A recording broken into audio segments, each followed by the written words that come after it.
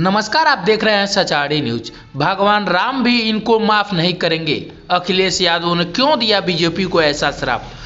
उत्तर प्रदेश के पूर्व मुख्यमंत्री अखिलेश यादव ने मिल्कीपुर विधानसभा उपचुनाव के पहले अयोध्या में जमीन को ऊंचे दामों में बेचे जाने और लोगों को कम मुआवजा देने के मुद्दे को फिर हवा दे दी है। अखिलेश यादव ने कहा, जिस तरीके से भाजपा काम कर रही है उनके लोग भी जानते हैं कि भाजपा उनकी सगी नहीं है। यहाँ जो लोग आए उनके दादा परदादा वहाँ रह रहे हैं, वहाँ खेती किसान कर रहे हैं और उनकी भी ज़मीन ली जा रही है। सरकार सस्ते में ज़मीन लेकर मुनाफा कमा रही है। इनको प्रभु श्री राम छोड़ेंगे नहीं, इनके प्रभु श्री राम माफ नहीं करेंगे। देखिए इस पूरी रिपोर्ट में। उत्तर प्रदेश का देश का सबसे बड़ा उपचुनाव होने जा रहा है। मैं तो अपने तमाम जर्नलिस्ट साथियों से अपील करूंगा कि ऐसा चुनाव जरूर देखने जाएं आप। और सच्चाई तो यह है कि मिल्कीपुर में भी इनके पैर उखड़ते हुए नजर आ रहे हैं। और हम आपसे पहले भी निवेदन कर चुके हैं कि हमारे समीकरण की चर्चा ज्यादा मत करना आप लोग। अगर प्रेस के लोगों ने ज्यादा चर्चा कर दी हमारे पक्ष में तो सरकार वर्दीधारी लोगों को आगे कर देगी। सवाल यह है कि अयोध्या में वर्ल्ड क्लास सिटी बने और बीजेपी के लोग ये तो कहते थे वेटिकन सिटी बनाएंगे, हम उससे बेहतर सिटी बनाएंगे। अरे बीजेपी वालों जरा गूगल करके तो देखो वेटिकन सिटी दिखती कैसी है। अगर उसके हिसाब से अगर तुमने 1 इंच भी बनाया हो अयोध्या में कहीं तो बता दो हमें। आप उन गरीबों को आप मार रहे हो, किसानों की जमीन छीन रहे हो जिनका जीवन यापन सदियों से वहीं होता आया है। इन्हें भगवान प्रभु श्री राम भी छोड़ेंगे नहीं, इनके खिलाफ भी भगवान श्री राम जी कुछ न कुछ करेंगे जो गरीबों को दुख दे रहे हैं।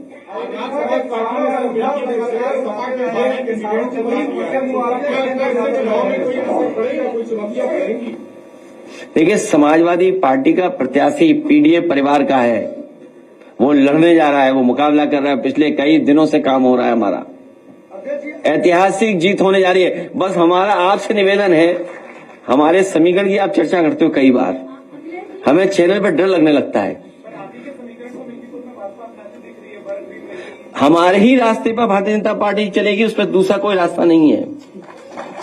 जब भी उन्हें विकास के रास्ते पे चलना पड़ेगा तो हमारे ही रास्ते पर, ये पीडीए के रास्ते पर है। और देखिए पीडीए का कमाल क्या हुआ, कुंभ के मेले में हर खंबे पे पीडीए पीडीए लिख गया। आप पता करिए, आप जानते होंगे हर खंबे पे पीडीए लिखा हुआ था। तो बताओ प्रभु श्री राम ने करा ये कि नहीं किया? बाद में जब सरकार को पता लगा तो हटवाने में लग गए, क्योंकि पीडीए का मतलब जो बीजेपी के अधिकारी को पता ही नहीं था, प्रयागराज डेवलपमेंट अथॉरिटी। सोचिए हमारा कितना प्रचार किया कुंभ में, अब सुना है कि सब हटवा दिए गए सरकार ने। सोचो ऐसी सरकार है।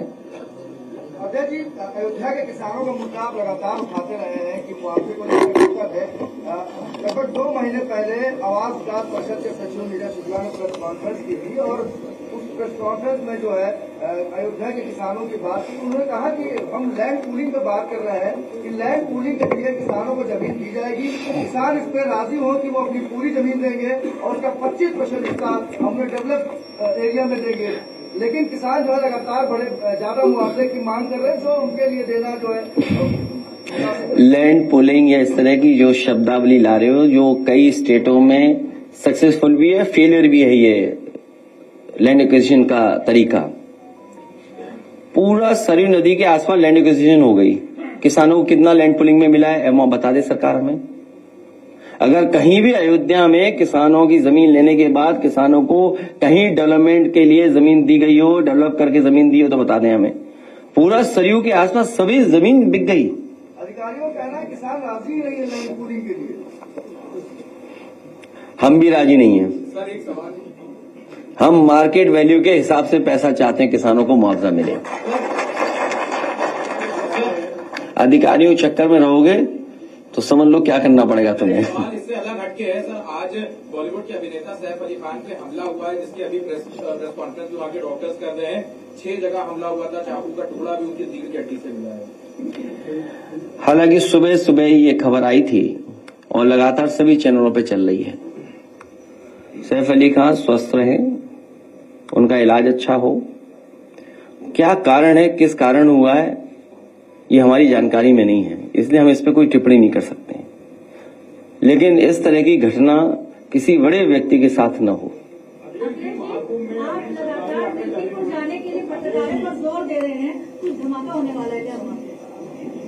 नहीं, हम तो चाहते हैं कि फेयर इलेक्शन हो, इसलिए आपको भेज रहे हैं। रेलवे और बस से सिर्फ 16 लाख आपकी सफर कर पाए, तो क्या आप मानते हैं कि सरकार जो 3 करोड़ 4 करोड़ लोगों में डुबकी लगाने की बात कर रही है, ये लोग पैदल गए वहां तक? सरकार का हर आंकड़ा वो है फर्जी, और हमारा पत्रकार साथी सही बोल रहा है, हम इसको धन्यवाद देते हैं।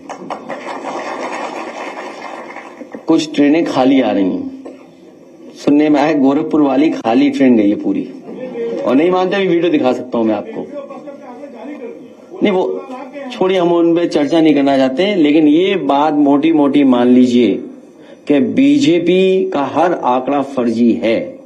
याद कीजिए नोटबंदी में क्या कहा, भ्रष्टाचार कम हो जाएगा, काला धन खत्म हो जाएगा। आज बताइए भ्रष्टाचार कितना बढ़ गया, पत्रकार साथियों से बेहतर कोई नहीं जानता होगा। और इसी नोटबंदी के बाद जीएसटी आ गया, जीएसटी से बताओ व्यापारियों का नुकसान हुआ कि नहीं हुआ, व्यापारी बर्बाद हो गया। और अभी नई तरह की लड़ाई चल रही है, कानपुर में सभी कारोबारी कानपुर छोड़ करके जा रहे हैं। सोचिए कारोबार अगर चला गया कानपुर से, ये कारोबार तो ला नहीं पाए। याद कीजिए इन्होंने कितना बड़ा आयोजन किया था, इन्वेस्टमेंट मीट। इन्वेस्टमेंट मीट का तो कुछ हुआ नहीं, कोई इन्वेस्टमेंट स्टेट के पास नहीं आया। लेकिन जो कारोबारी पहले से थे, जिनका कारोबार हो रहा था, चल रहा था, वो कानपुर छोड़ करके जा रहे हैं, लखनऊ छोड़ करके जा रहे हैं। ये इनकी जीएसटी वसूली और इनके भ्रष्टाचार की वजह से छोड़ करके जा रहे हैं। जब ये खबरें और लोग जानेंगे तो जो उत्तर प्रदेश में इन्वेस्टमेंट करना भी चाहते थे, वो इस तरह की लूट और बेईमानी के बाद कोई भी यहां पर इन्वेस्ट करने नहीं आ रहा है। और सोचिए झगड़ा क्या है, झगड़ा पता नहीं क्या है। अभी गोरखपुर में एक उद्योगपति जो भारतीय जनता पार्टी के समर्थक थे बहुत, उनका छापा पड़ा, 600 करोड़ की टैक्स चोरी का सवाल उठाए, 200 करोड़ बढ़ा देते हैं। इसी तरह कानपुर वाले जानते होंगे, भारतीय जनता पार्टी के बहुत बड़े समर्थक, उनके यहां भी छापा पड़ा। तो ये बात मैं इसलिए कह रहा हूं कि भारतीय जनता पार्टी के लोग भी अब जान गए हैं कि भारतीय जनता पार्टी उनकी भी सगी नहीं बची है। भाजपा नेता को पुलिस के विरोध करते हैं, वो मैंने ट्वीट कर दिया, वो एसटीएफ का सवाल है। सर, नई दिल्ली में भाजपा के विधानसभा प्रत्याशी हैं प्रवेश वर्मा, जिनके बांट में मतदाता हूं, मैं कुछ नहीं कहूंगा उस पर। लखीमपुर में है 6 मंत्रियों के साथ बीजेपी के, बाकी कोई छोड़ गए, इन्हें भी ले जाओ। हाँ भाई, मंत्रियों ने जब काम किया हो, आप बताइए जिस विभाग में सबसे ज्यादा भ्रष्टाचार है, गांव गांव या किसान बैठे होंगे, घर घर जल वाला, बताओ उस अधिकारी को प्रधानमंत्री सम्मानित कर रहे हैं। आप हमसे बेहतर समझते होंगे पत्रकार साथी यहां बैठे हुए लोग। मंत्री नहीं बन पाया एक, जिस व्यक्ति को मंत्री बनना था नहीं मंत्री बना पाए, दूसरे को मंत्री बनाया गया। और जिस अधिकारी पे सबसे ज्यादा सवाल उठते हैं, उंगली उठते हैं, उसे बताओ प्रधानमंत्री का अवार्ड मिल रहा है। सोचिए आप। 4 बार मुख्यमंत्री जा चुके हैं दिल्ली को, आप कब जाएंगे? जाएंगे और हमारी तैयारी हो रही है। सर दिल्ली चुनाव प्रचार के लिए कब जाएंगे सर आप? चुनाव आने साल में लड़ाई हो रही है, लेकिन दिल्ली में आपकी क्या भूमिका रहेगी? सपोर्ट है या फिर चुनाव में प्रचार करते आप सबको दिखाई पड़ेगा। समाजवादी पार्टी का आप पार्टी को समर्थन है, इसका मतलब ये नहीं कि हम कांग्रेस के विरोध में खड़े हैं। जो हमारी रणनीति थी, जिस रणनीति के सहारे हम लोग काम कर रहे हैं, वो रणनीति यही बताती है कि आप ही पार्टी जो संघर्ष में है और जिस मसले को लेकर के जहां से शुरुआत इंडिया गठबंधन हुआ है कि रीजनल पार्टी जो जहां मजबूत है उसके साथ खड़ा होगा।